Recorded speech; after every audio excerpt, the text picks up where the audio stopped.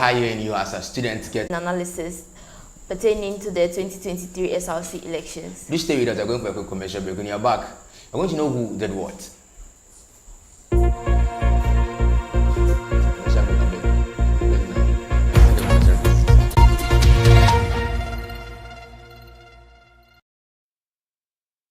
Welcome back to the fourth episode of Election Roundup. This show promises to bring you nothing but all the information concerning the 2023 UHAS SRC elections. We have here with us our political correspondent, Prince Emmanuel. Prince. Hello. How are you doing? I'm doing good, and you? I'm fine. It's been a while. Yes, I've been around. Just trying to look at the atmosphere and see how the election is going on in UHAS. So I'm just monitoring situations. Anyways, it's good to have you back. Thank you. Yeah, Prince, I'll get back to you shortly, but right now to both of you, how do you think the elections are going so far? How does it look? How does it look so far? This year's election promises to be quite interesting. Like there's a whole lot coming up, so UHAS students should watch out. Okay. Yeah, I also think a lot of things are going on in terms of preparations, picking up forms and all those things. Yes, a lot of things are going on. Tensions are very high at this election. But don't you think they are abusing students when it comes to flyers? Because all around flyers are everywhere, and people are begging us to put their flyers on our statuses. And sometimes I don't know what people are doing. I don't think it's a form of abuse. Don't you think it's an abuse? Oh no, I don't think it's a form of abuse. Usually they beg you, and if you don't do it, you feel guilty. No, I don't think it's a form of abuse, but at least you are trying to maybe the kind of family that you have, your friends, your loved ones. Okay. Those are the only people that can be able to share your intentions to the general public that we have there, because you don't have everybody's number in UHAS, but someone will have someone's number. So it's the next favor you are doing to a friend of yours. Okay. So Prince brings us all the latest updates on the elections 2023. Prince, what do you have for us in the analysis room this week?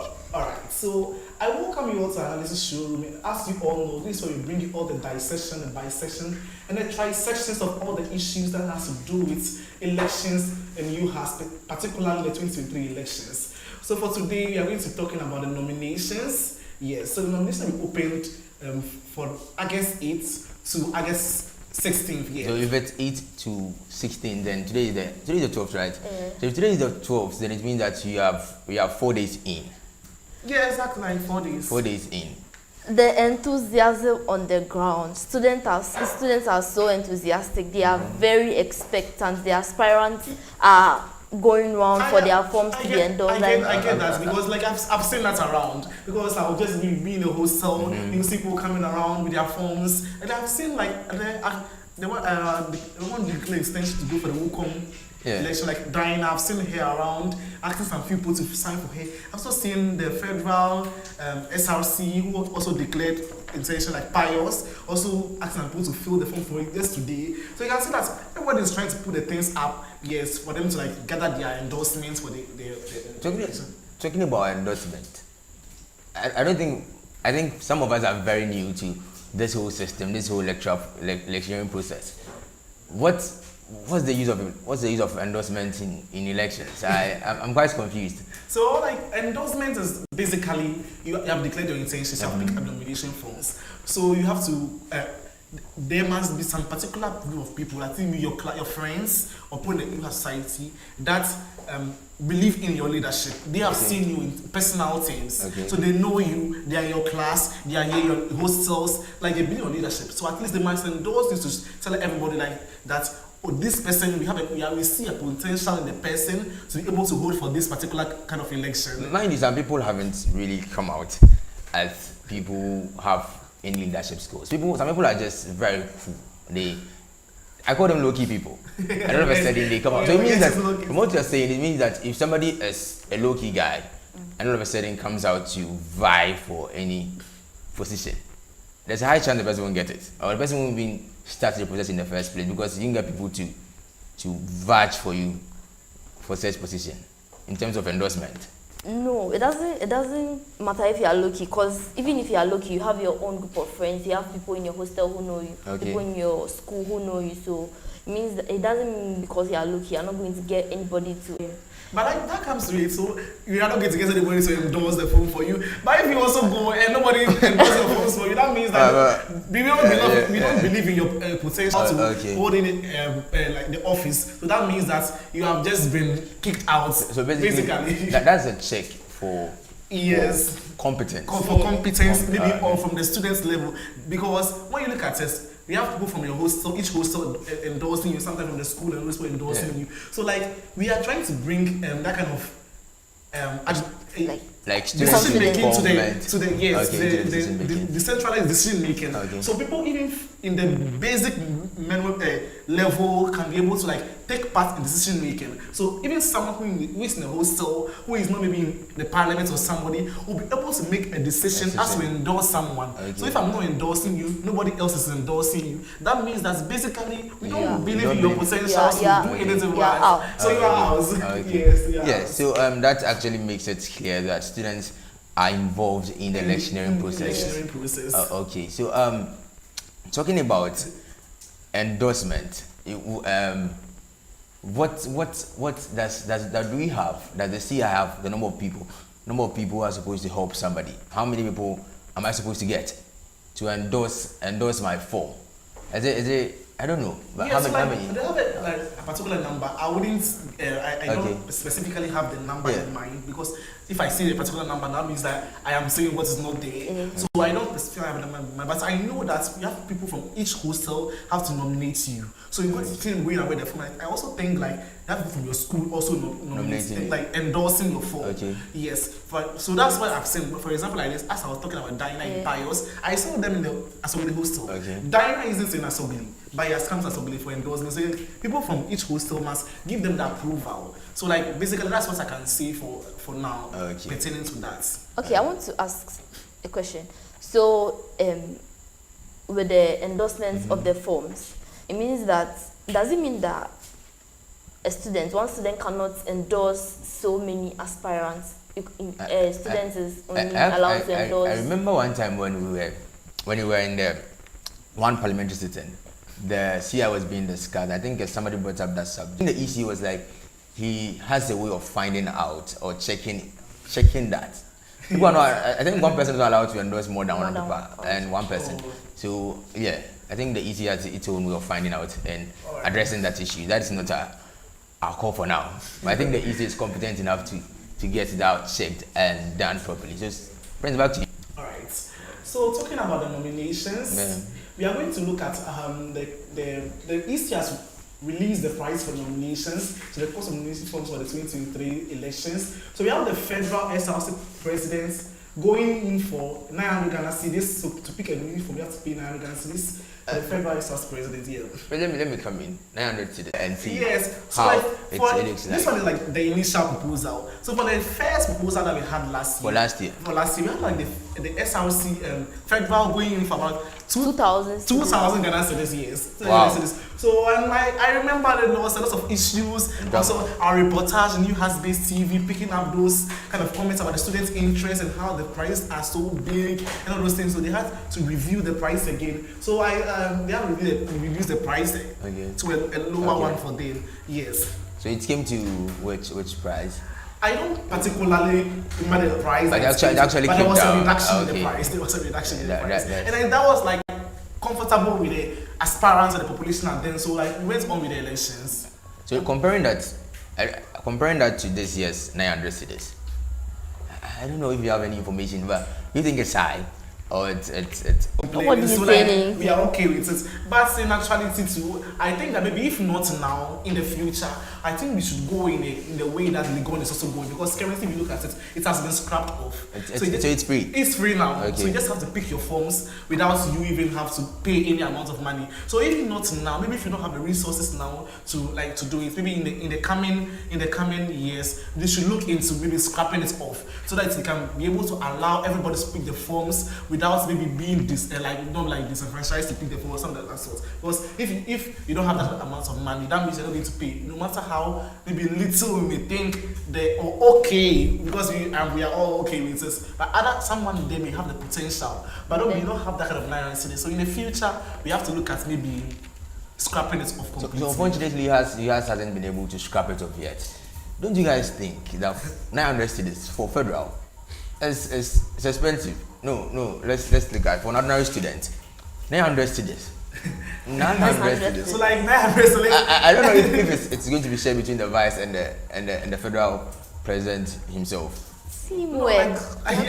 Teamwork. They are teams, so maybe they are going to split up. But 900 cedis for an ordinary student is quite high. From my point of view. Yes, so that is it.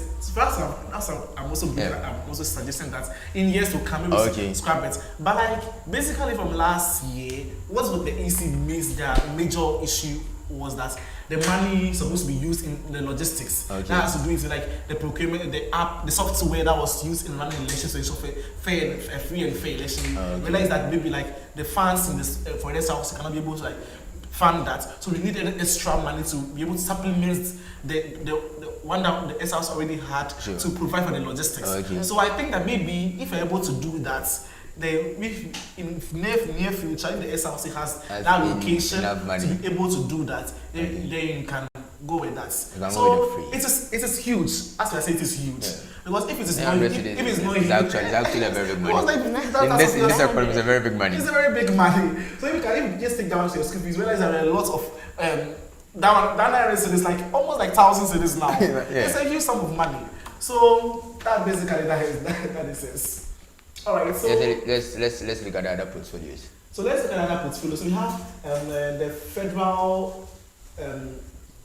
Local NUCS presidents going in for 700 cedis. We have the SRC federal executives going in for 600 cedis. This particular one, I had a problem. Federal SRC executives 600 cedis. Like it's too much. Is it? Or it's okay. I feel like it's too much. I think people should have come with 200, 300 cedis. It would have been okay. But like, as you are saying, the EC says the money goes into the logistics. So let's be hopeful that they'll use that money very well to ensure it's like a free and fair election. Yes. So we have the next one to be like presidential as SRC, provisional SRC aspirants for the whole campuses. They are going to be the service to this too. And we have the Speaker of Parliament also picking up the form for 500 cedis. Then we have the local NUCS executives also going for the 400 cedis. So they are the ones paying 400 cedis. And federal is. The question is, in previous years, has the Speaker of Parliament been buying forms? I think it has actually become a topic of concern that the Speaker of Parliament does not have to pay. Like he just has to be appointed and vetted, and then he starts work. All right. So if that's the case, I also think that should be it. I think I'll go with those who are proposing that the Speaker of Parliament should not buy a form, because looking at it, it is not as if the Speaker of Parliament is going to go through the this one is okay. It's also going to go to the administrative process. So maybe also add up to the logistics and all those things they're talking about. Oh, but come on, it's not part of the main elections. No. Okay, it's not part of the main elections. It's like a board sitting down and just someone. All those things can save us some kind of cost or save us some kind of time, because Speaker of Parliament's position in itself is a very critical thing that has when it comes to like the students' development, because you're the one running the whole budget, finances, affairs, everybody coming together as the President Council, you're the one running it. So like we need competency. So if you're coming to bring about the competency, that means that we have to open it up to a lot of people.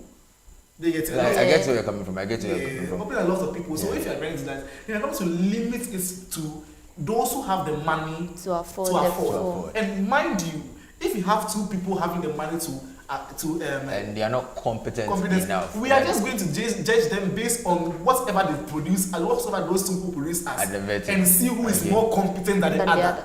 But the more we open up the gap, we will see a lot of people vying and be able to choose the best among the lots. They get it. So that will open up and give us one of the best speakership position. So I think I will agree with those who think that it should just be scrapped. It should be scrapped. Yes. So Now moving on to our next subject of topic, which is the roadmap for the elections. Roadmap for the elections. It's finally out. I think the last time we were on the show, we were talking about the CI and the fact that it has not been approved, and the roadmap is not yet out. So finally, it's out. Yes. So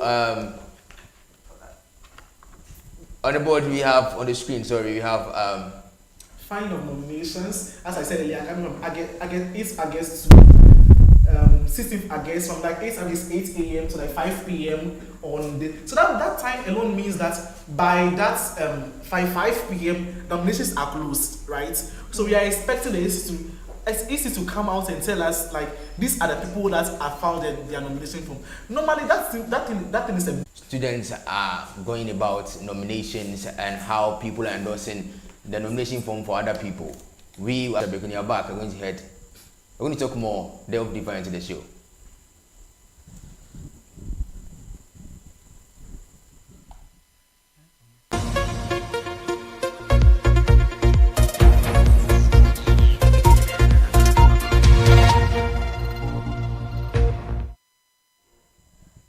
You can send your down below. You can send your messages to us via WhatsApp on 0550-791791. You can send your comments to us via Twitter on #UHASDecides. And also don't forget to subscribe to UHASDCB channel for all the juicy content that we have here. Yeah, so friends, I'm getting back to you.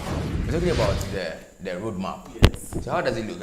You've talked about nominations. So the verification of forms. And okay, as you've talked about, it's from the 8th to the 16th. yeah.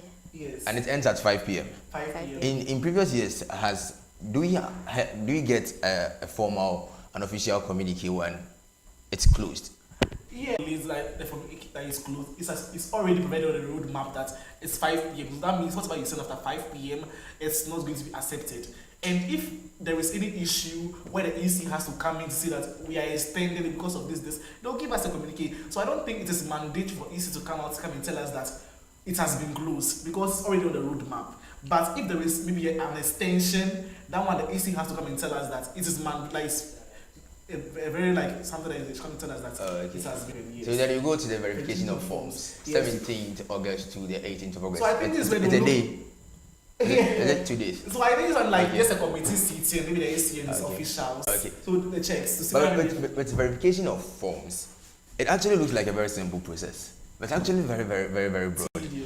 When I think in Ghana right now we had this court case about this MP who is not a Ghanaian or he has vice citizenship and all this came out as a result of the verification of forms. Somebody took him to court and they were like, before the verification was over, he had already denounced his citizenship as a Canadian. Yeah.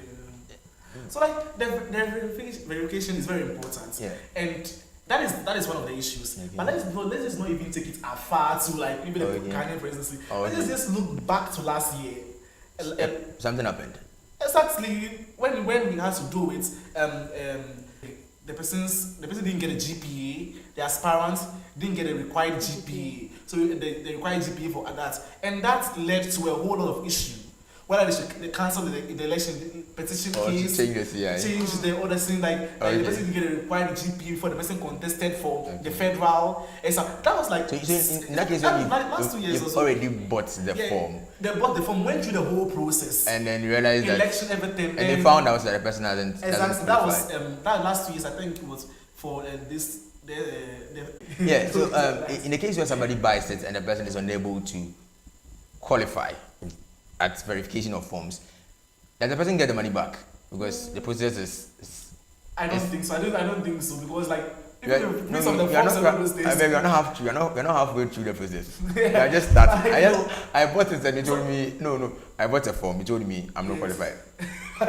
No, this one is just to make my money back. I don't think they should be because that is why you have to assess yourself. Okay. When all the things are out, look at them to see whether you fit the criteria before you pick the form.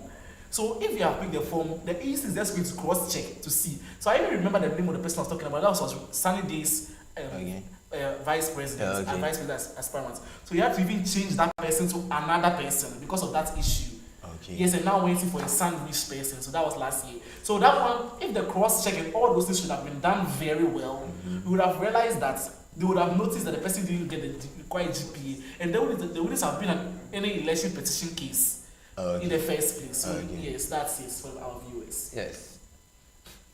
So on the screen you have the roundup. Talking about still on the roadmap, after that we go to compilation of voters register. Sure. I think that's from the 14th of August to the 28th of August.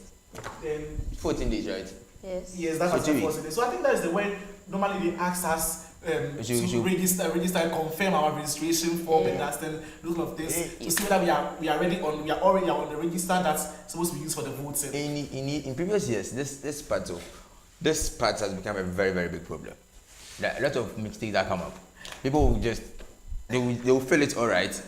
People will go to their portal and see different names there. I was a victim last year.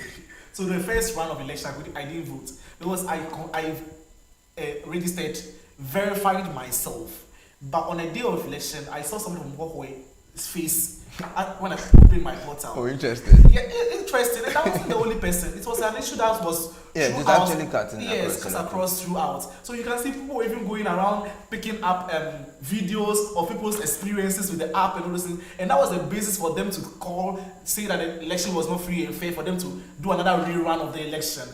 So these are some of the things that you have to do. You have to check that thing very well. And as they feel like it's supposed to be pay for the forms and all those things, that means they should work so much on their logistics, because value for money is something is very important. And like, we are losing interest in elections, so the more petition cases, the more people are losing interest. Let's continue. So we have the next one has to do with releasing of nominee vetting first. Yes, so vet the candidates from the 25th to the 27th. To see whether they are competent in that. The last time we were on the show, we were talking about a subjective idea of a subjective opinion decides whether a person is able to contest or not. We're talking about a lot of things about it, and in other schools we know that it has been scrapped. What is UHAS doing? We talked about, I don't know if the EC has taken it into consideration, because right now the CI is out. When we're talking about it, the CI wasn't out yet. And now the CI is out, so obviously vetting and opinions will be used as a criteria for that. So we just have to go with what because the CI has been agreed by the school, has been accepted. Let's go with that. Yes. So the releasing of the reading of the manifesto from the 29th to the 30th. That's a day. A day. Okay. So that's where the aspirants come to tell us their policies, whatever they have for the students' population.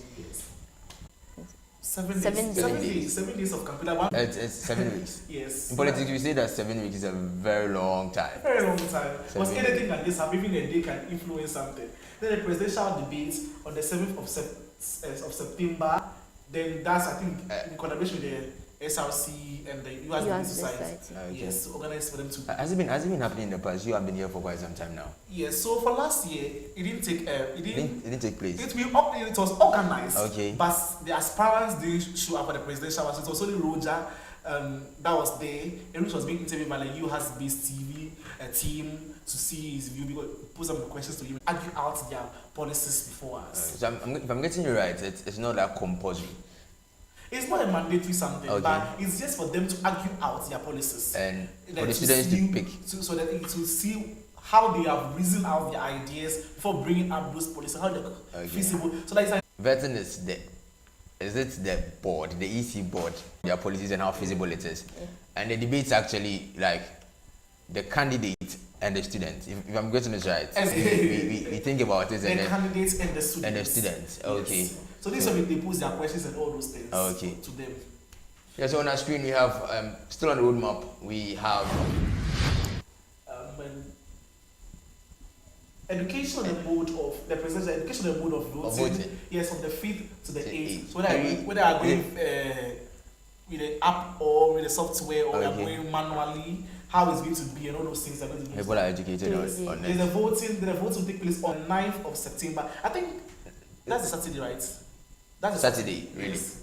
That is Saturday, so so I think that's good. That's on the weekend. a good idea. It's a very good idea, because weekends we don't have class. You don't have any excuse to say you had class or you couldn't contact their their supporters Yes, to that was what I was talking communicate about. their Like people were information coming to the hostel. to the EC. Yes, people were coming to the hostel to pick. So the aspirants were coming to the hostel to come and to ask. a lot of enthusiasm, like people declaring their intentions for the form, picking up their forms. So when it comes to the federal SRC side, about only 2 people going in for the elections, but this year we have about 4 people. They have four. 4. If you actually know these 4 people, they're not just 4 people. They are 4 able people. And the thing is this: they all have experiences in they have their own experience, and they are very vexed. I think these people this election is very interesting. Oh, it's very interesting. As you are saying, they have come with their own form of experience. Excel talking about his experience in terms of debates, in terms of UHAS, Chief Justice. You see Pius coming in with what? He's been here for 4 years, and his father was local NUPS president. And as they all have nice profiles. like, so it's going to be a very interesting. heated contested, will be able to convince us the more, because when you look at all of them, they keep on telling you that change is coming, hope is coming, the SLC you need is coming. So the question now is does that mean we already not have them? Because we keep on hearing those things for a lot of time.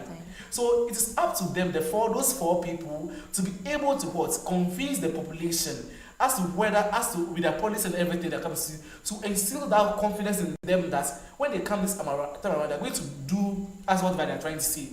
So last, I think yesterday, UHAS TV had an interview to the performance of the Chief Justice or Yes, whatever. yes, But those who care to know, it will give them an overview. And those who get to know, usually there's a very small portion of the school. So that boils down the fact that that means they will have to look at the policies of the people, the policies of what they are bringing on board. If they are looking at the experiences, then they are looking at the policies. Those who care to know will look at experience and also add policies to it. Those who don't care to know will just look at the policy. What's your the policies that you have. Okay, I don't think they.